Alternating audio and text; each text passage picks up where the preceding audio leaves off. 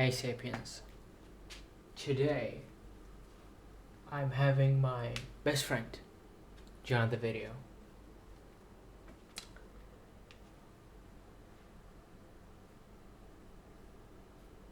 It's already here. My sore throat that I either got from that Sunday weather a couple of days ago and now I'm having a slight fever, or it's the side effects of eating raw meat and now I'm having salmonella tearing my intestines apart. But no. I'm feeling safe and sound. Just fine. Not like I'm dying inside. And soon I'll be on my deathbed. No.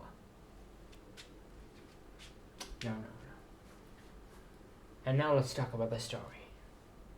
That I wrote it 2 months ago, a month and a half ago.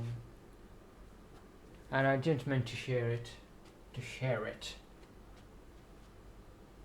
But since I did, I made many re-edits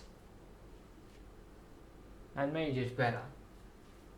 Near perfect in some parts, but I think I still can make it more perfect. But for now, this is the current version.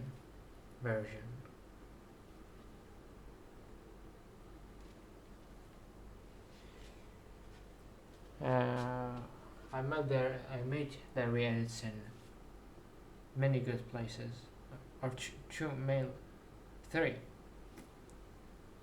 but two of them are under her burning, shining love, and one at home listening to silence or music, like Father to Son, songs like Father to Son, Word on a Wing, and Beethoven, Clockwork Orange soundtrack, and recently I've been listening to Franz Liszt, really good.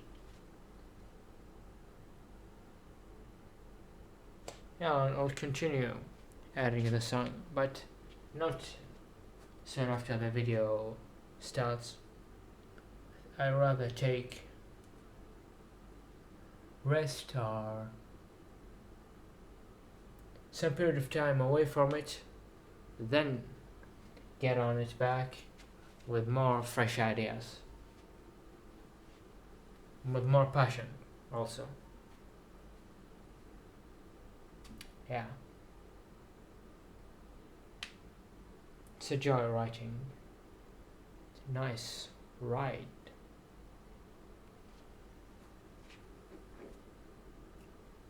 Then I'll leave you to the video, to the story.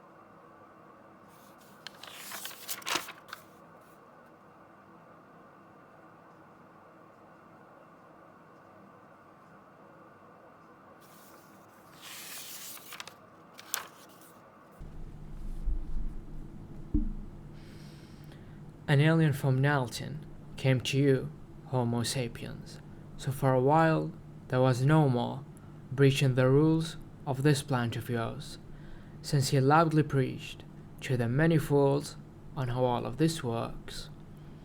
By every god's name, by the heavens that they raised, have you begun knowing the only truth?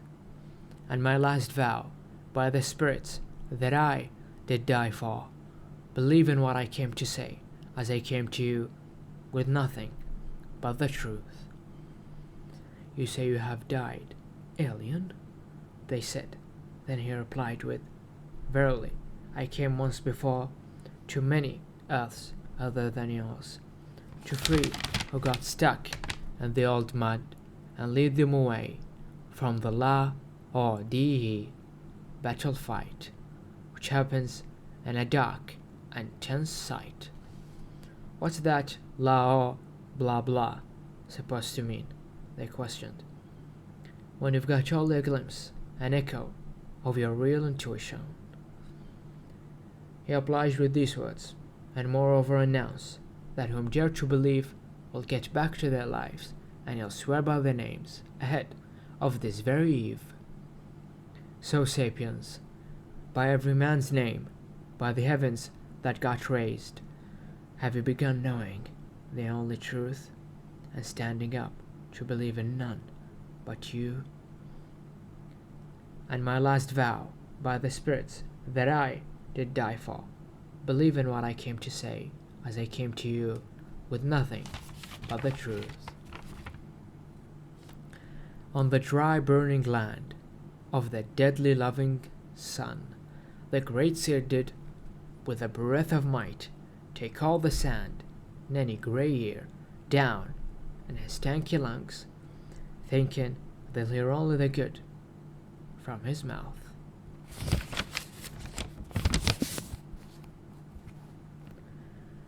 Where the wild wind blew and formed big, upright dunes, they ran and gathered behind and in front, beside, and all around this Nileton's alien.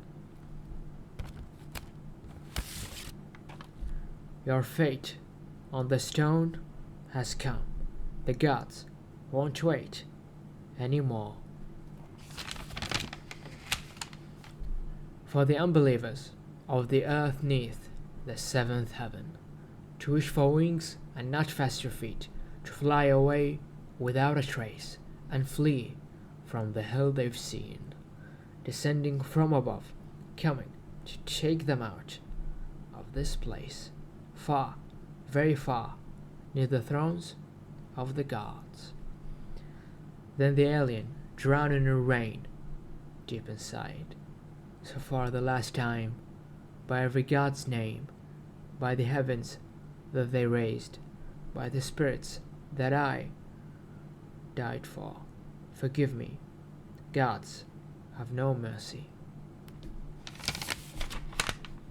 Deep inside, but his mind going through the realms, asking why, like a cheerful baby with no mother, fearing he'll never find her. And before he had his last good night, he whispered and said to the ears of the dead,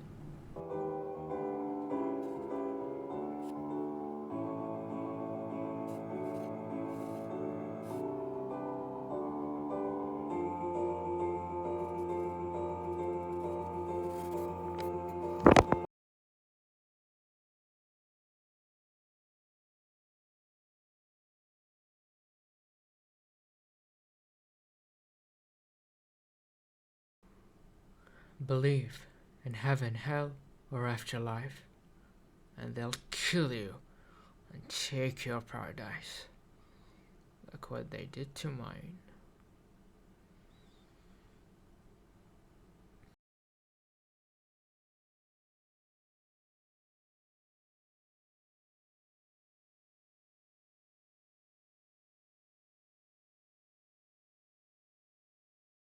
So, how did it make you feel? What's your interpretation of it? Or also the meaning or the moral from your point of view? I'd be glad to hear that.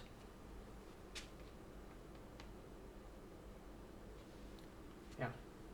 So, my dear friends, more or less, till next time.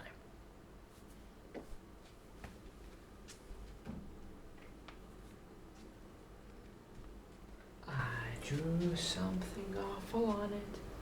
Can't you see?